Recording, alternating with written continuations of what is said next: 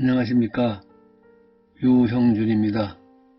항노화요법과 호르몬에 관하여 여러분과 함께 항노화요법에 등장하는 호르몬 DHEA, GH, 성장호르몬, 섹스호르몬, LH, 코티솔, 타이로이드 호르몬에 관한 말씀을 나눈 후 엔티에이징이라고 하는 말, 항노화라는 말을 성공노화와 함께 이야기한 후 이야기를 맺고자 합니다. 먼저 항노화요법에 등장하는 호르몬, 그 중에서 멜라토닌을 먼저 말씀드립니다. 멜라토닌의 구조식이고, 멜라토닌은 많은 연구에 의해서 신체 내의 여러 곳에서 레귤레이션과 프로텍션에 관여함을 알고 있습니다. 이 슬라이드에서 보시다시피 뼈와 본메스, 몸, 그리고 고나드, 그리고 센트럴 앤드 페리페럴 싱크로나이저로서 역할도 하고 플라센타의 디벨롭먼트에도 관여합니다. 그리고 온코스테틱 이펙트, 인면 시스템과 항산화, 그리고 브레인 프로텍션, 그리고 심혈관 시스템에서의 프로텍션 기능이 있음도 잘 알려져 있습니다. 이미 잘 알려있듯이 멜라토닌은 늙으면 늙을수록 그 농도가 떨어지고 서카디안 리듬 또한 변하는 것을 알 수 있습니다. 이 그래프에서 보시다시피 5세, 10세 사이에는 이렇게 높은 농도를 유지하다가 나이가 들수록 내려감을 보여주고 있습니다. 라이프 스팬에 대한 멜라토닌의 효과입니다. 가로축은 에이지, 세로축은 퍼센트 서바이벌입니다. 그림에서 보시다시피 컨트롤에 비해 멜라토닌 투여에서 수명이 33% 증가하는 것을 보여주고 있습니다. 매우 고무적입니다.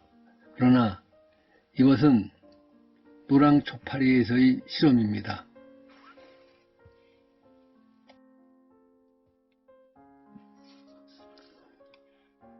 멜라토닌은 항산화 효과를 가지고 있고, 그리고 에이징 프로세스에 대해서 카운터 액션을 발휘할 수 있을지 모릅니다. 그러나 그것이 사람에서 확실하게 밝혀진 바가 없습니다. 단지 매일 뿐입니다. 아직까지 실험 동물에서만이 알려져 있고, 인간에서는 직접적인 효과에 대해서 객관적으로 밝혀진 것이 없습니다. 부신의 에이징이 일어나게 되면 코르티솔 분비가 디스럽션 되고 ACTH 리스폰시브니스가 감소되고 본 에이징이 가속화됩니다. 아울러 셀룰라 시네신스가 액티베이션 되어서 시네신스 어소시에이트 시크리터리 피노타입 SASP가 인덕션 되어 에이징이 가속화됩니다. 이와 동시에 DHEA 농도가 나이에 따라서 감소하는 것을 볼 수가 있습니다. 실제로 우리나라 여성분들을 대상으로 DHEA의 농도를 측정을 해보면 이처럼 나이가 증가함에 따라서 농도가 유의하게 또 리니어하게 감소하는 것을 볼 수가 있습니다. 이상 말씀드린 바와 같이 DHEA가 나이에 따라서 감소하니까 이것을 좀 젊었을 때만큼 유지시켜주면 에이징과 관계돼서 이점이 있지 않을까 생각할 수 있습니다.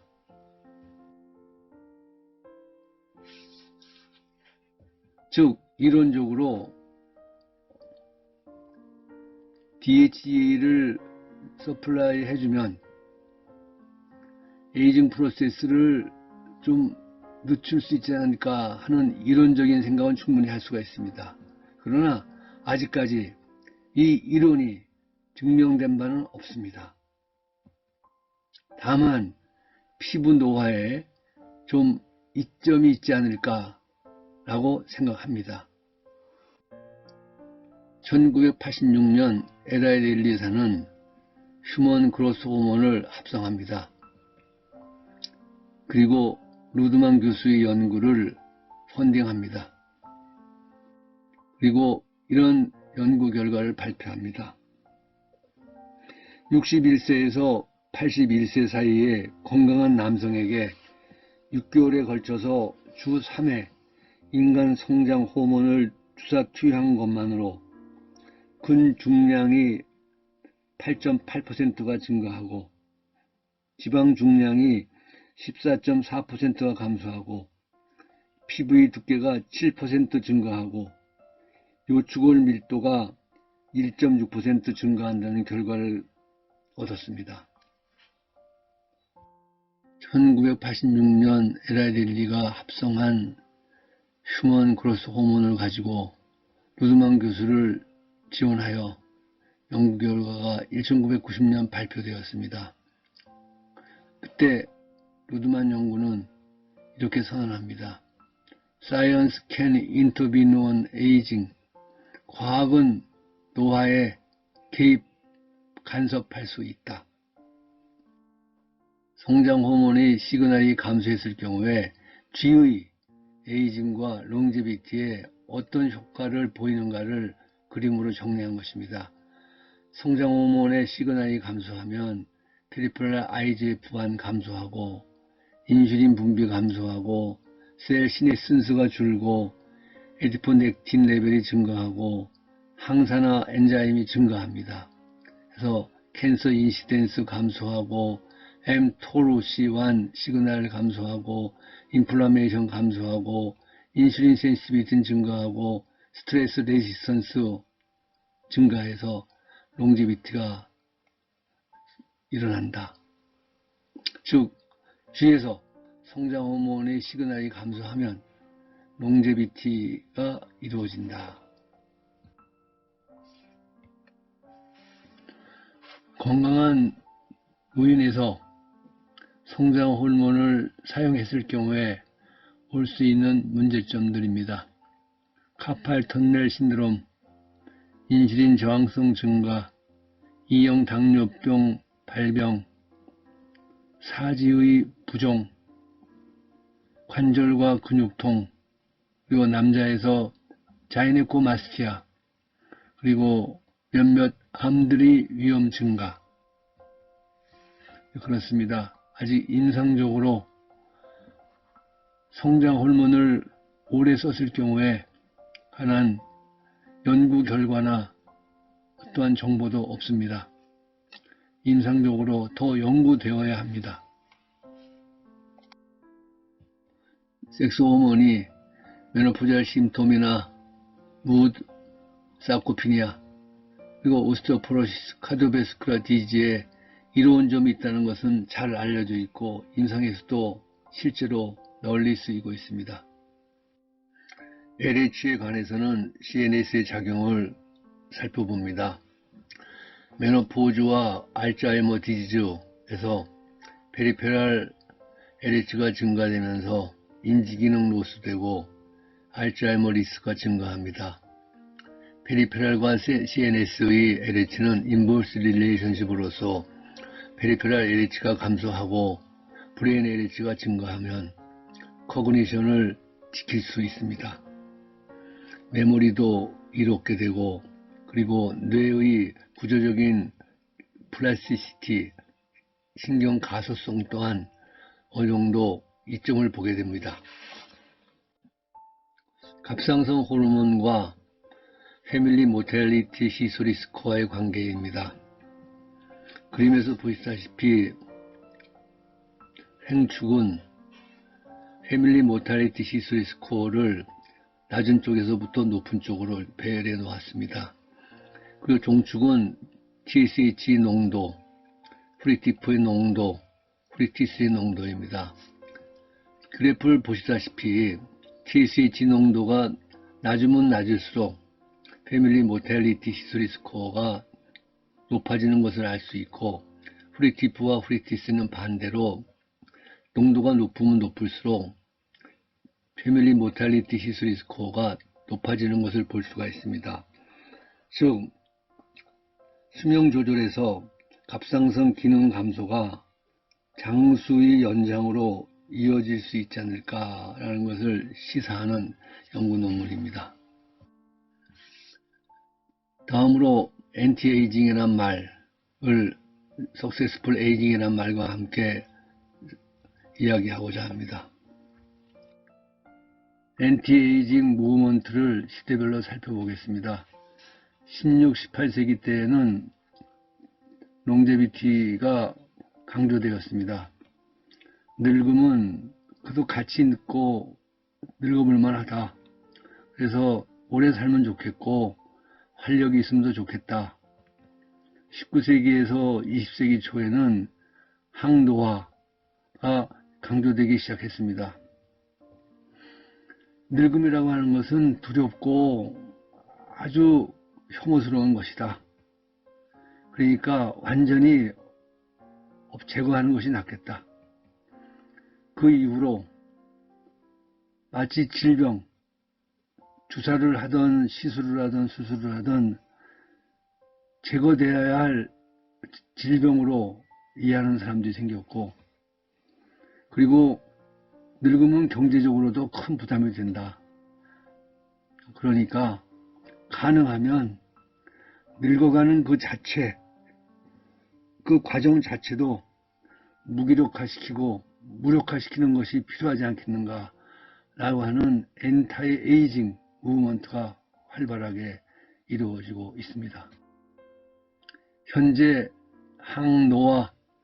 항노화요법에 관한 생각은 매우 다양합니다. 노화를 막자, 물리치자, 생리적으로 더 젊어지자, 늦추자, 노화에 따른 질병치료, 단지 더 젊어 보이자 등등 화학적, 시술적으로 노화를 아예 없애버리자 라고 하는 격렬한 항노화주의에서부터 피부 청춘화, 마음먹기다 라고 하는 매우 다소곳한 항노화주의까지 항노화요법에 관한 생각은 참으로 다양합니다.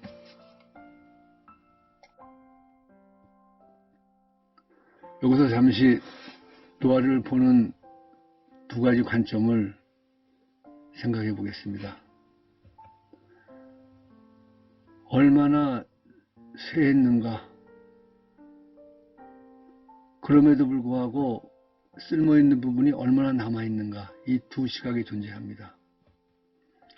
얼마나 쇠했나라고 하는 시각은 노쇠를 측량하고 노쇠를 헤아리는 쪽으로 시각이 가 있고, 그럼에도 불구하고 쓸모있는 부분이 얼마나 남은나를 살피는 것은 성공노화, successful aging입니다.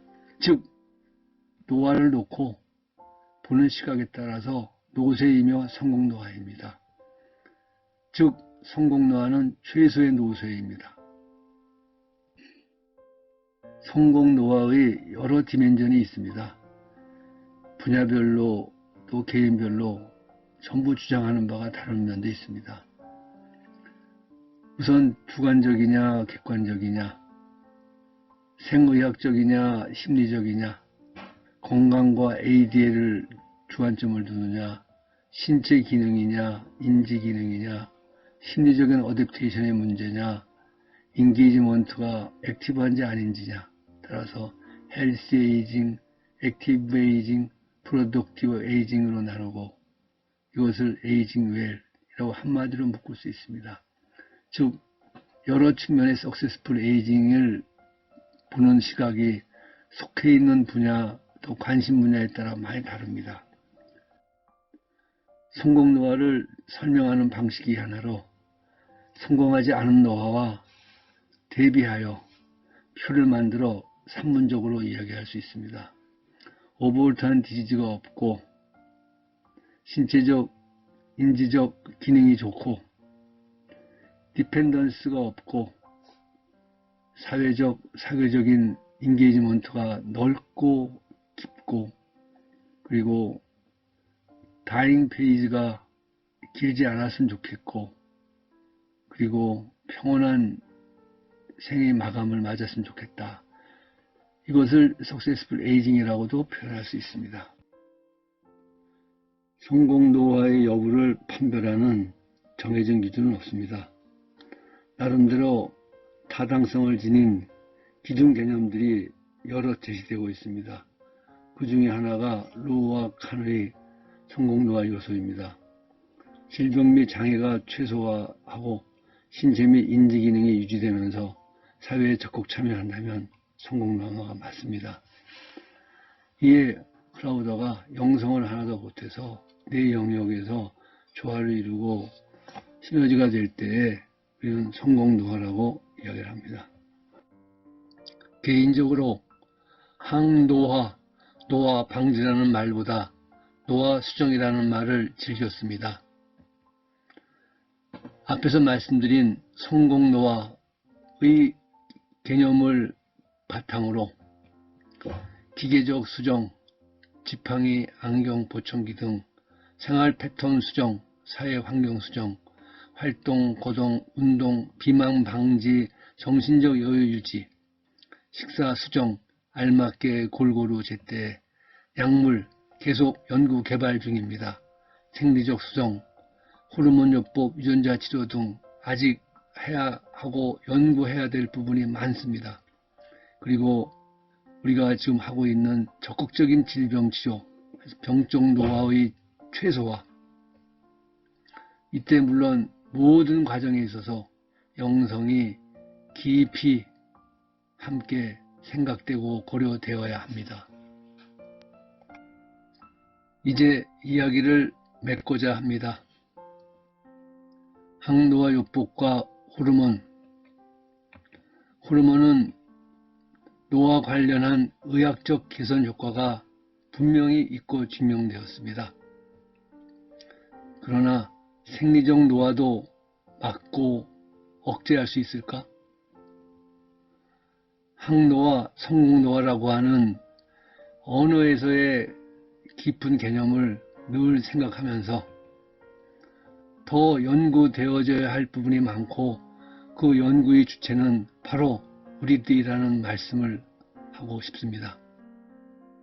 끝으로 카루소와 켄도로가 쓴 휴먼 에이징이라고 하는 책의 표지를 함께 봅니다. 세포 기작에서부터 치료라고 하는 부제가 붙은 휴먼 에이징, 이 책의 서문에 그들은 이렇게 쓰고 있습니다. 노화 과정은 보편적이고 피할 수 없는 운명적인 것이다. 그에 따라서 생리적 기능이 감소하고 질병과 죽음과 더 가까워진다. 함께 해주셔서 대단히 고맙습니다.